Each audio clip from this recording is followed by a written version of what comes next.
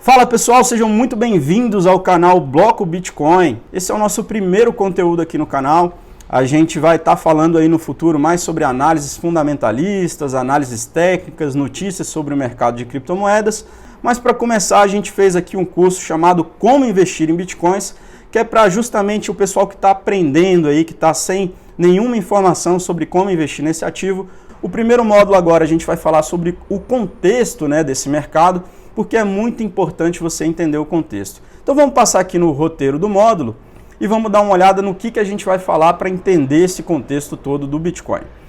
Bom, primeiro, pessoal, isso aqui é o feijão com arroz, A gente não pode chegar querendo investir em Bitcoin sem entender direito o que está acontecendo. Então, para começar, por que o Bitcoin existe? Depois a gente vai falar sobre como ele funciona na prática, tá? Uma parte mais técnica aí do Bitcoin. Depois a gente vai falar o que ele é atualmente para o mercado, como o mercado está percebendo esse ativo atualmente. E depois a gente vai falar sobre o papel das altcoins no ecossistema. Então vamos logo para a nossa aula. Para começar, pessoal, eu queria falar para vocês um pouquinho sobre consciência situacional. É um conceito que veio aí da aviação.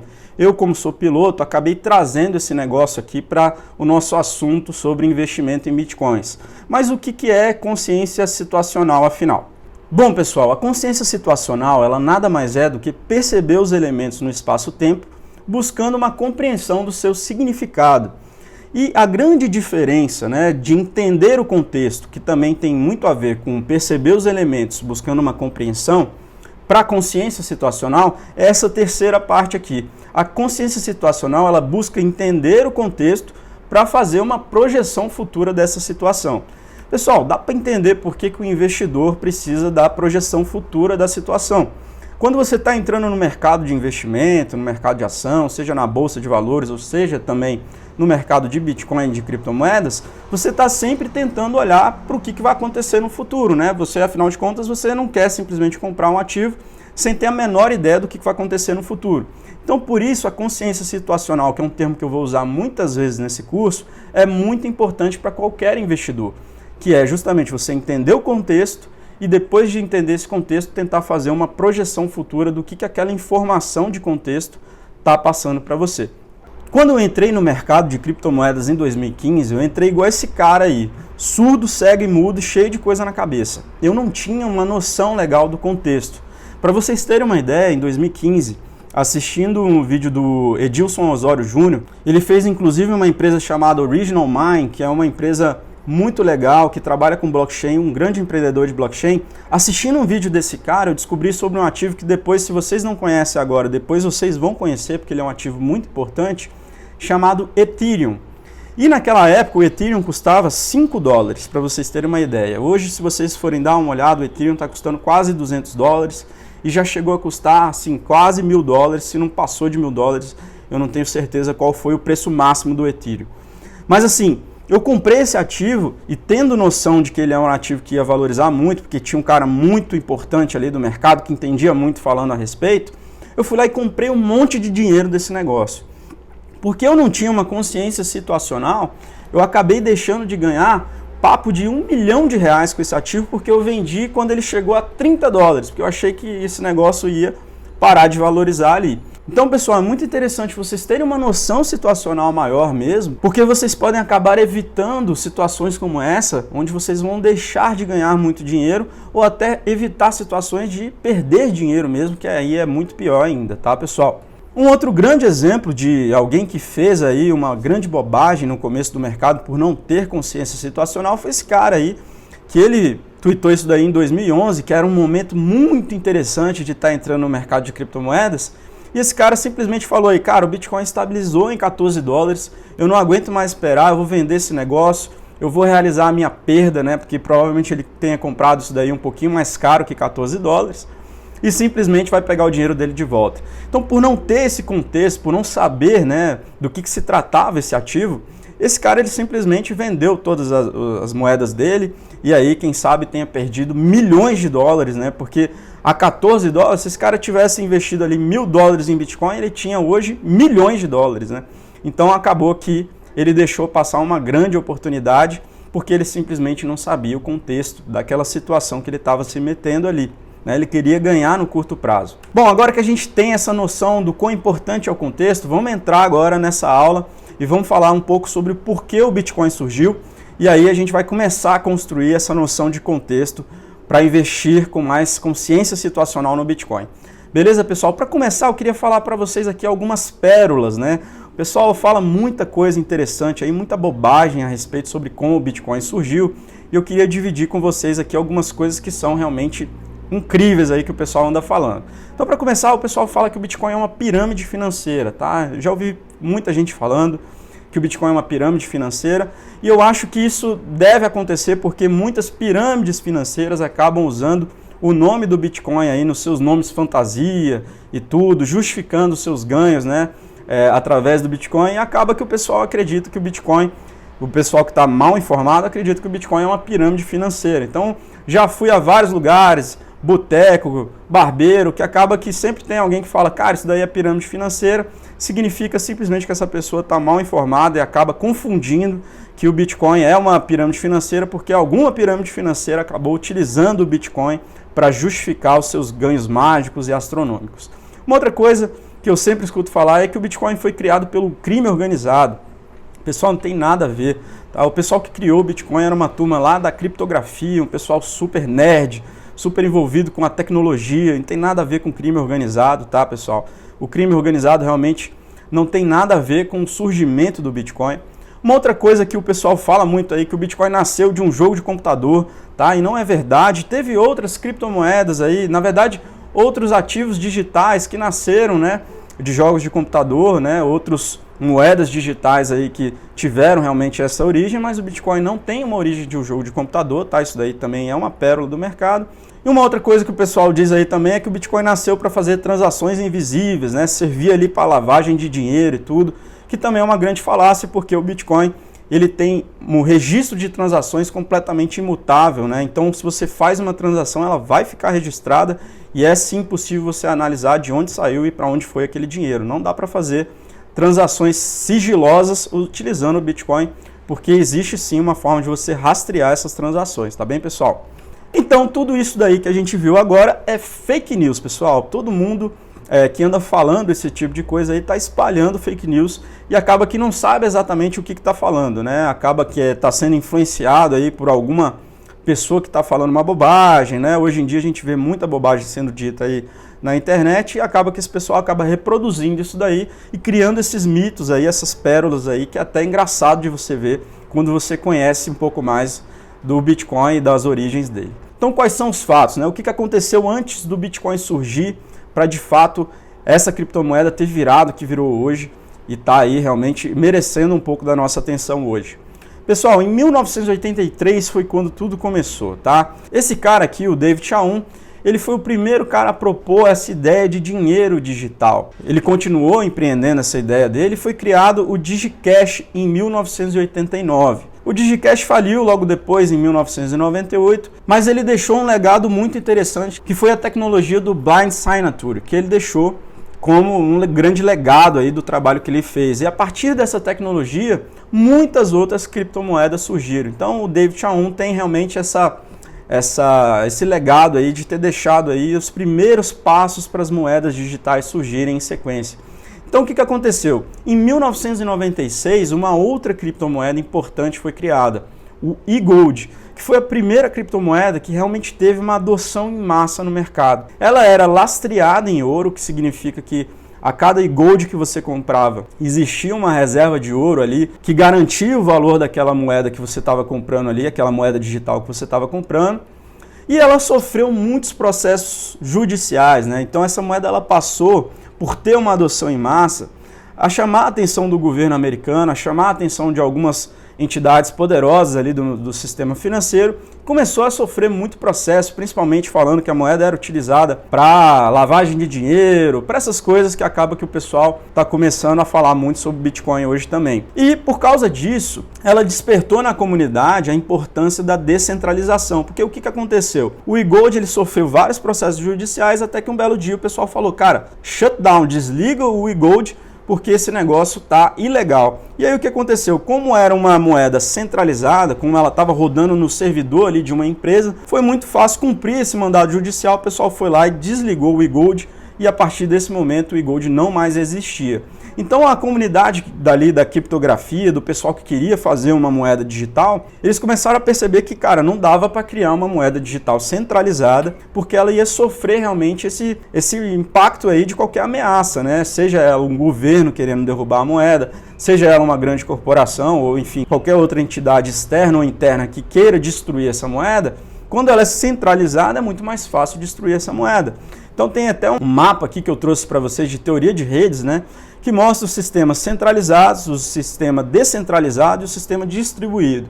E aí uma evolução de segurança que esses três sistemas acabam apresentando. Por exemplo, o sistema centralizado, que é esse sistema amarelinho aí, quando ele é atacado por essa navezinha aí da imagem, ele ataca ali no modo central e desliga todo o sistema, né? Que foi o que aconteceu com o e-gold. O e-gold, quando foram destruídos lá ou desligados os servidores centrais do e-gold, simplesmente acabou com essa criptomoeda. O sistema descentralizado, quando ele leva o tiro ali em rosinha dessa navezinha que está atacando, ele desliga uma parte do sistema ali, mas a outra parte do sistema, a maior parte dele, continua operando tranquilamente. E o sistema distribuído, quando você atinge um nó dele, você só destrui aquele nó e está tudo certo. O Bitcoin ele é um sistema descentralizado, tá? Só uma nota aqui, ainda não é um sistema distribuído, depois existem até discussões sobre isso, e depois a gente pode até se aprofundar nisso, mas é um assunto bem avançado, e por enquanto é melhor a gente ter essa noção. O Bitcoin é um sistema descentralizado, e por isso, né, a comunidade acabou, por causa do caso do e-gold, que era um sistema centralizado, foi facilmente atacado, a comunidade acabou despertando o interesse de realmente, cara, a gente precisa fazer uma moeda descentralizada. Então, em 2008, né, passou-se aí um bom tempo, de 96 até 2008, surgiram aí os primeiros registros de discussão sobre o projeto do Bitcoin em si, tá? Lá no fórum de criptografia que o Satoshi Nakamoto, sendo ele uma pessoa ou algumas pessoas, participavam. Beleza, pessoal? Então, no dia 18 de agosto de 2008, o domínio bitcoin.org foi registrado e no dia 31 de outubro saiu o paper, né, científico, saiu o documento que chamava Bitcoin a Peer-to-Peer Electronic Cash System. Né? Ele foi publicado lá nesse fórum de criptografia. E finalmente em 2009, aí sim, o Bitcoin surgiu de vez, né, com essa frase aí emblemática, né? O primeiro bloco foi minerado no dia 3 de janeiro de 2009 e a primeira transação foi registrada aí de 50 Bitcoins, foi registrada do próprio Satoshi para ele mesmo, né, que ele minerou esse primeiro bloco de Bitcoin e fez essa primeira transação de 50 Bitcoins para ele. E essa frase foi inserida no bloco, né? Essa frase aí é uma frase muito importante para essa aula, para a gente trabalhar a compreensão do porquê que o Bitcoin surgiu. A frase é uma frase que referenciava uma reportagem do jornal The Times, que dizia: chanceler à beira do segundo resgate aos bancos.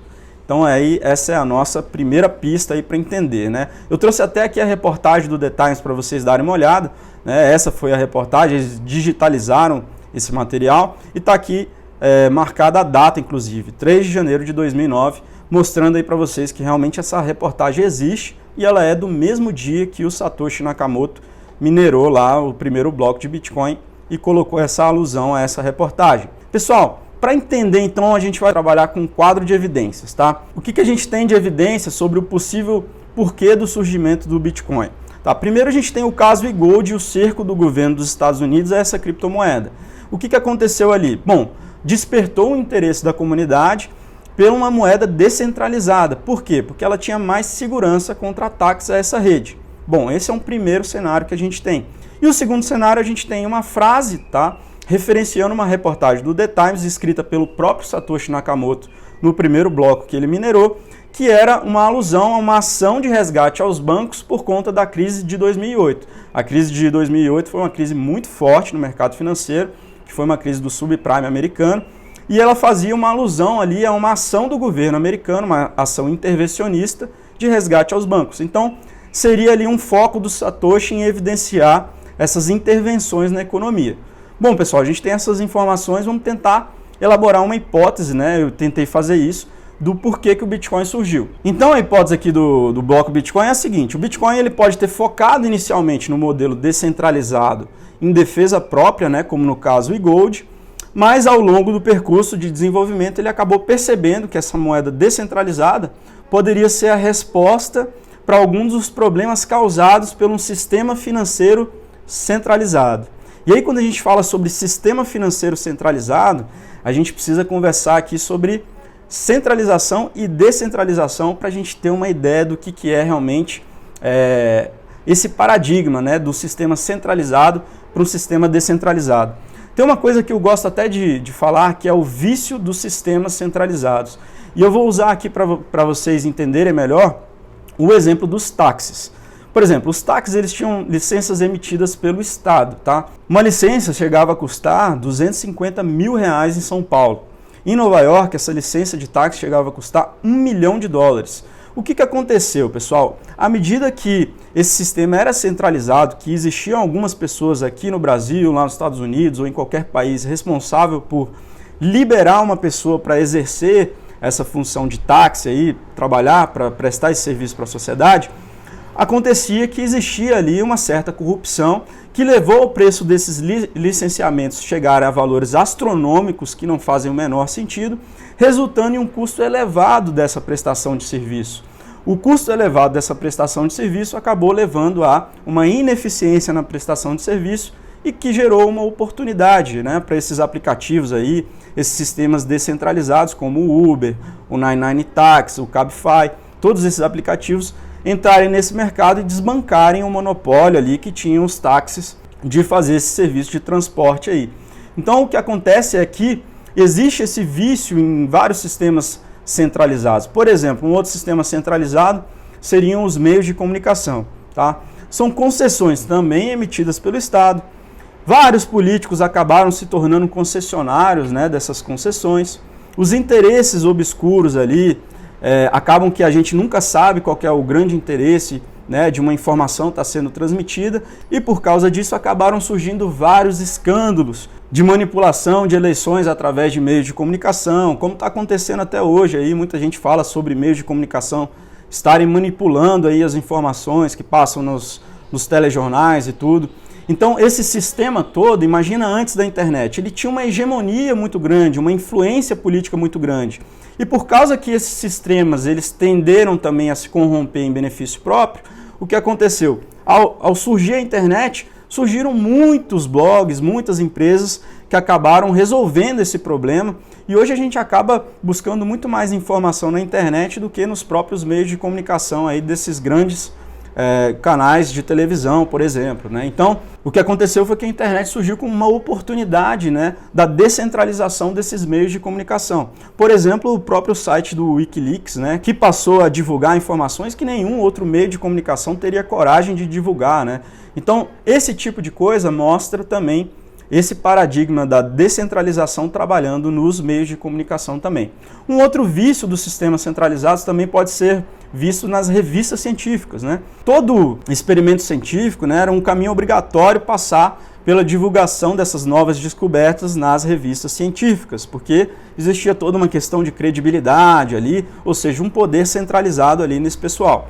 E teve vários escândalos de favorecimento, né, de gente que acabava entrando com reportagens científicas na frente de outras pessoas que tinham de fato descoberto antes determinadas coisas. E teve também um escândalo que o próprio ativista americano, o Aaron Swartz, denunciou que existia nessa empresa aí que vocês estão vendo a logo, no JStorm, uma cobrança dupla, né? Porque o JStorm recebia dinheiro dos contribuintes americanos para fazer determinadas pesquisas e cobrava de novo desses contribuintes americanos para que eles tivessem acesso ao resultado dessas pesquisas, né? Então também esse é um outro exemplo do vício dos sistemas centralizados. Afinal de contas, o que é esse vício dos sistemas centralizados? Vamos tentar definir. Os sistemas centralizados eles tendem a se corromper em benefício dos controladores do sistema. Isso é um comportamento humano comum, pessoal. Isso daí é uma coisa natural e os efeitos desse fenômeno têm diminuído, né, graças a essas novas empresas aí, essas iniciativas que estão surgindo descentralizadas, como por exemplo o caso do Uber para o táxi, como por exemplo também o caso da internet aí para os meios de comunicação centralizados, os meios de comunicação de massa, como as televisões. E uma prova disso, pessoal, é que com o Uber o preço do alvará de táxi caiu mais de 50%, né? Então, por exemplo, no caso dos Estados Unidos, saiu de $1 milhão, hoje custa menos de $500 mil para você ter um alvará de táxi. No caso de São Paulo, a mesma coisa. Caiu lá de 250 mil reais para coisa em torno de 100 mil reais para você ter um alvará de táxi. E o que isso acarreta no final das contas? Um serviço de táxi, inclusive, mais barato para o consumidor, né? Um serviço que ganha eficiência porque, a partir do momento que ganhou concorrência ali dos sistemas descentralizados, aquele monopólio ali que era, né, de domínio de uma pequena quantidade de pessoas passou a precisar se tornar mais competitivo, precisar ganhar mais eficiência e a diminuir ali, inclusive, o favorecimento que existia entre as pessoas ali, as pessoas que controlavam aquele sistema, tornando o sistema mais eficiente. Mas o vício dos sistemas centralizados nos afeta na economia? Então essa é uma pergunta que a gente tem que se fazer. E para isso a gente precisa entender primeiro uma coisa, o sistema monetário. Bom, o sistema monetário é um conjunto de regras e instituições que organiza a moeda de um determinado país. Beleza, pessoal, na prática é a máquina que controla o elemento base da economia, que é o dinheiro. Beleza? Os sistemas monetários estatais, eles sempre foram sistemas centralizados. Então, o que impedia esses sistemas centralizados de imprimirem dinheiro adoidado, né, de fazerem o que quiserem e de beneficiarem os controladores desse sistema? Bom, pessoal, existia um mecanismo chamado padrão ouro.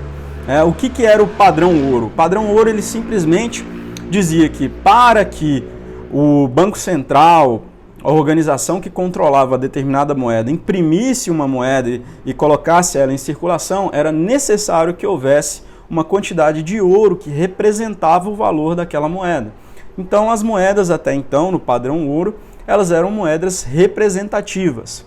E no dia 15 de agosto de 1971, o presidente Richard Nixon, ele decretou o fim desse mecanismo econômico conhecido como padrão dólar-ouro, né, que na época o dólar era a moeda dominante no mundo, e ele decretou o fim do padrão dólar-ouro. E o que aconteceu nesse momento? O Banco Central americano ganhou uma autonomia muito grande para executar a política monetária que ele achava que era mais adequada. Então, a partir disso, imprimir dinheiro para o Banco Central não era necessário que ele atrelasse esse dinheiro que ele estava imprimindo a uma reserva em ouro, né, dando uma liberdade, uma autonomia muito maior para esse Banco Central e destruindo esse mecanismo, né, que era o padrão ouro, que era um mecanismo para proteção de uma política monetária nefasta aí, de repente, que poderia surgir, que gerasse uma hiperinflação, prejudicando a sociedade que já tinha dinheiro no bolso. Então, se você tinha dinheiro no bolso, esse mecanismo acabava protegendo, né, de um sistema centralizado, acabar imprimindo demais aquele dinheiro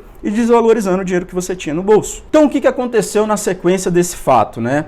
A partir de 1971, até fiz esse quadrado laranja aí para vocês verem no gráfico, o poder de compra do dólar caiu vertiginosamente, né? Então, passou a valer muito pouco, né, um dólar em relação ao que ele valia naquela época, né?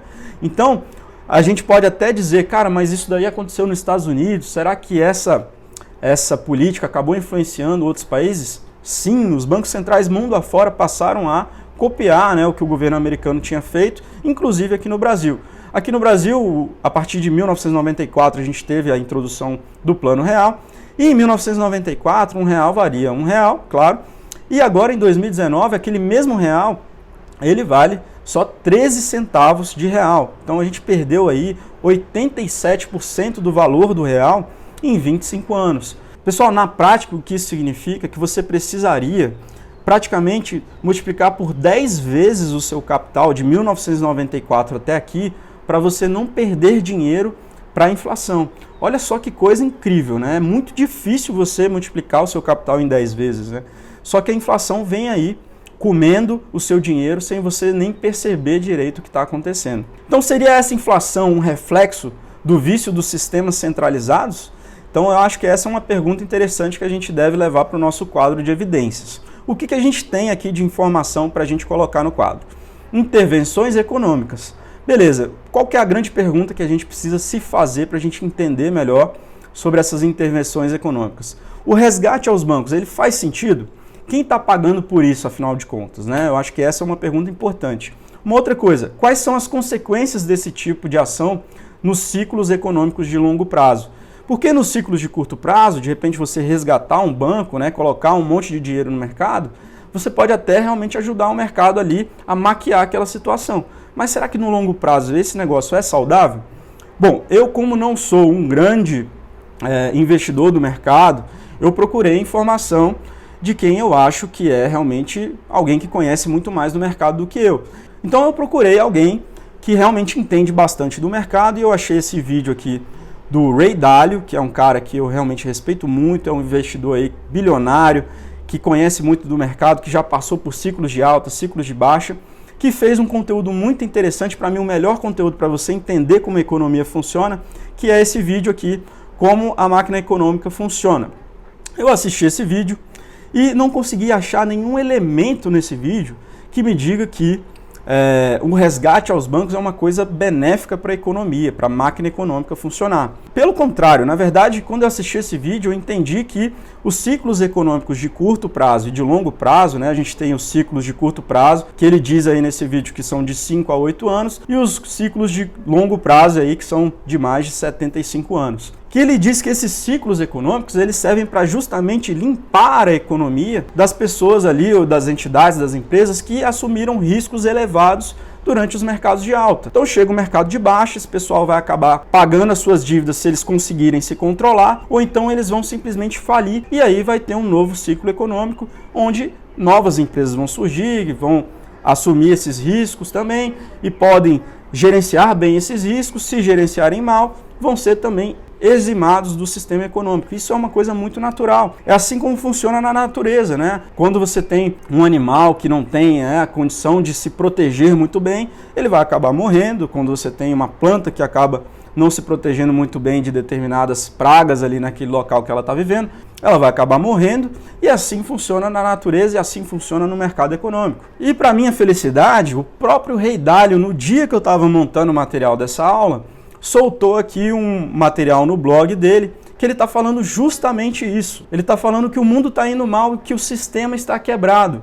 E nesse post aqui dele, vocês podem até procurar o link que eu vou colocar na descrição, ele está dizendo justamente isso, que esse tipo de resgate aos bancos, que esse tipo de injeção de capital na economia é uma coisa extremamente prejudicial para a máquina econômica como um todo e que tende a gerar um problema muito grande no longo prazo.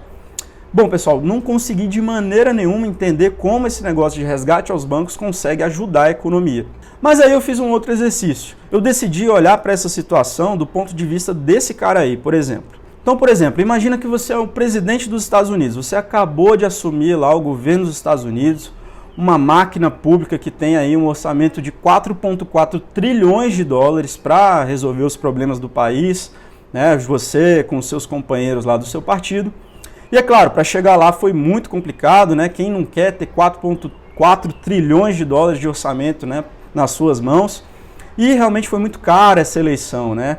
Por exemplo, o Barack Obama, junto com o John McCain, gastaram lá na eleição deles 2,4 bilhões de dólares nessa eleição. E é claro que você não tinha todo esse dinheiro para se eleger. E aí apareceu muita gente querendo te ajudar na época que você estava se elegendo. Inclusive muitos bancos, né, oferecendo quantias aí muito significativas. E sem a ajuda desses bancos seria impossível você se eleger. Então, é claro, você aceitou, né, desses bancos essa ajudinha. E aí o que aconteceu? Você foi um pouco azarado quando começou o seu governo. A economia começou a dar sinais ali de que não ia muito bem, indicadores antecedentes se deteriorando, os próprios bancos ali no mercado interbancário, né, não estavam mais emprestando dinheiro uns para os outros, e quando faziam isso, faziam a taxas maiores do que a do mercado, ou seja, aquela situação ali de quando a economia está começando a mostrar sinais de que vai dar problema. Os meses se passaram, a situação de liquidez ali dos bancos era cada vez pior, o pessoal estava realmente precisando de um dinheiro, senão ia acabar falindo. E aí um desses banqueiros vai lá e conversa com você e fala assim, cara, se você não me ajudar agora, o meu banco vai falir. O que você vai fazer como presidente, né? Ou você vai deixar esse cara falir, e como o Ray Dalio sugere aqui no vídeo dele sobre a máquina econômica, vai deixar que o sistema se auto, né, regenere, né? Simplesmente deixa aquele banco falir, vai surgir outro banco no futuro com uma gestão de risco melhor, que vai simplesmente deixar esse mercado mais robusto e melhor no futuro, ou você simplesmente vai ajudar aquele cara que te ofereceu ali um dinheiro quando você era um simples candidato ali tentando assumir essa posição de presidente, e de quebra ainda vai conseguir maquiar a situação da economia por mais alguns anos, que vai chegar ali o ano da sua reeleição e vai tornar ela muito mais fácil de acontecer. Então acaba que, do ponto de vista desses políticos, esse tipo de resgate a banco é uma coisa que faz muito sentido, né? Os bancos acabam com essa situação, né, que já se perpetua aí há alguns anos, assumindo riscos maiores nos mercados de alta, potencializando os lucros que eles têm, né? E sabendo que se as coisas derem errado, eles vão ter ali uma ajuda do governo que pode acabar, né, tirando eles do atoleiro ali na situação de uma crise, né, ou de um problema de liquidez, né, onde os bancos começam a ter realmente essa dificuldade, né, de conseguir honrar os seus compromissos. Então, para que esses bancos assumam mais risco nos momentos de alta do mercado, a gente acaba pagando com o nosso dinheiro essas injeções de capital que os governos autorizam, gerando uma inflação que vai impactar no dinheiro que está no seu bolso. Ou seja, quem paga por isso no final das contas é a própria população. Então, por isso é muito complicado, né, pessoal, esse tipo de atitude dos governos, esse tipo de atitude desses sistemas financeiros centralizados, e por isso mesmo que o Bitcoin acabou surgindo e propondo algumas coisas aí para melhorar esse cenário econômico, tá, pessoal? E afinal de contas, qual foi a proposta do Bitcoin para lidar aí com esse cenário? Bom, pessoal, ele propôs um sistema monetário descentralizado, tá? Começando por um livro contábil descentralizado, que era a base para que tudo isso fosse possível, tá? A blockchain, por exemplo. A grande diferença de um livro contábil descentralizado para o livro centralizado é que não existe um controlador. Por exemplo, o dólar, ele tem um livro contábil centralizado. Quem controla a emissão de dólar é o Federal Reserve lá nos Estados Unidos, que é o Banco Central Americano. Então, se ele quiser emitir mais dólar, ele vai lá, vai controlar lá no seu livro contábil que está emitindo mais dólar, vai escrever lá que está emitindo uma dívida e que está imprimindo mais dólares. E no caso do Bitcoin, é um livro contábil descentralizado, então ninguém controla isso. Existem regras e as pessoas que querem participar desse sistema cumprem essas regras e a partir dessas regras eles estão ali trabalhando nesse sistema, mas não tem ninguém no controle dessa engrenagem aí do Bitcoin, o que torna essa engrenagem muito mais segura a esse tipo de atitude de um sistema centralizado. Então, operações peer-to-peer também foi uma outra proposta do Bitcoin que eliminava a necessidade dos bancos, ou seja, eu não preciso de um intermediário para eu transferir um valor para outra pessoa.